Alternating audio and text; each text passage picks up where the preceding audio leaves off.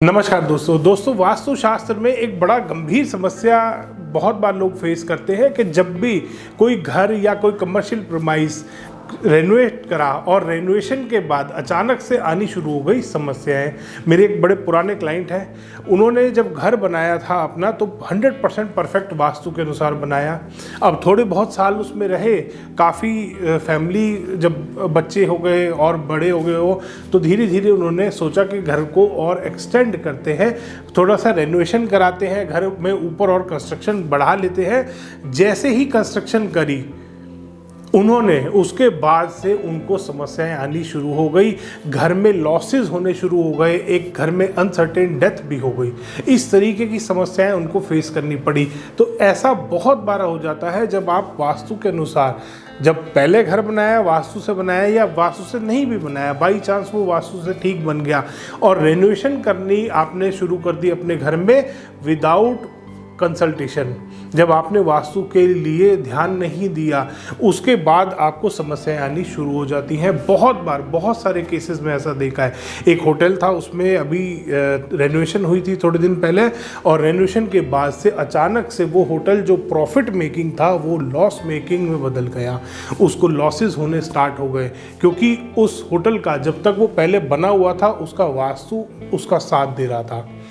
बाद में जब उन्होंने रेनोवेशन करी, उन्होंने कलर स्कीम चेंज कर दी, उन्होंने दीवारें यहाँ से हिला के कहीं और सरका दी, रूम बड़े कर दिए, कुछ रूमों में टॉयलेट्स और बेड बड़े बना दिए, कुछ सीट की पोजीशन बदल दी, जो टॉयलेट सीट लग रही थी मिरर्स की पोजीशन बदल दी। बहुत सारे ऐसे फैक्टर्स होते हैं वास्तु में जो छोटा छोटा करके आपको बड़े नुकसान करा देते हैं। तो जब भी आप अपने घर में रेनोवेशन करते हैं, ऐसे ही ये फैमिली के साथ हुआ कि जब इन्होंने अपने घर में रेनोवेशन करी, उन्होंने साउथ की तरफ अपने घर को एक्सटेंड कर दिया, साउथ की तरफ उन्होंने बालकनीज बना ली और नॉर्थ पूरा बंद कर दिया।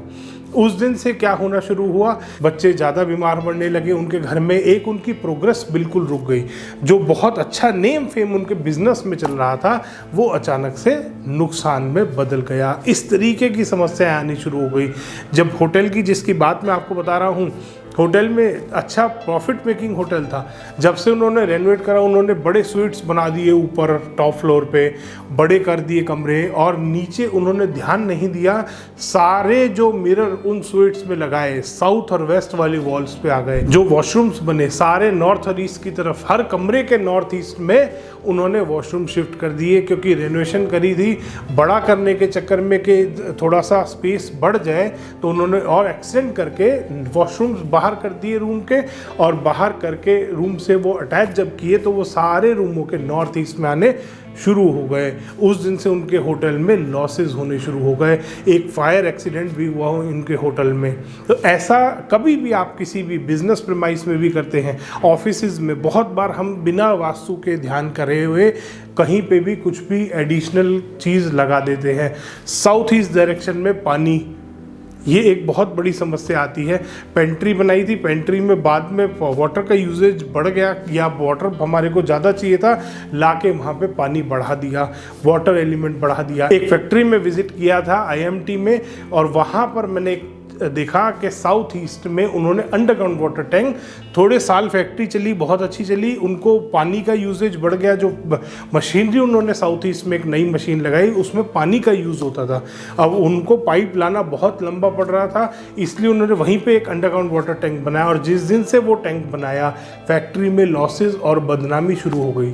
तो आपको ध्यान करना है, जब भी आप किसी भी प्रीमाइस में कोई इंटीरियर में चेंजेस कर रहे हैं, कोई रेनोवेशन कर रहे हैं, या ऊपर अपना नया फ्लोर बना रहे हैं या फ्लोर को एक्सटेंड कर रहे हैं, आपको वास्तु का ध्यान रखना है।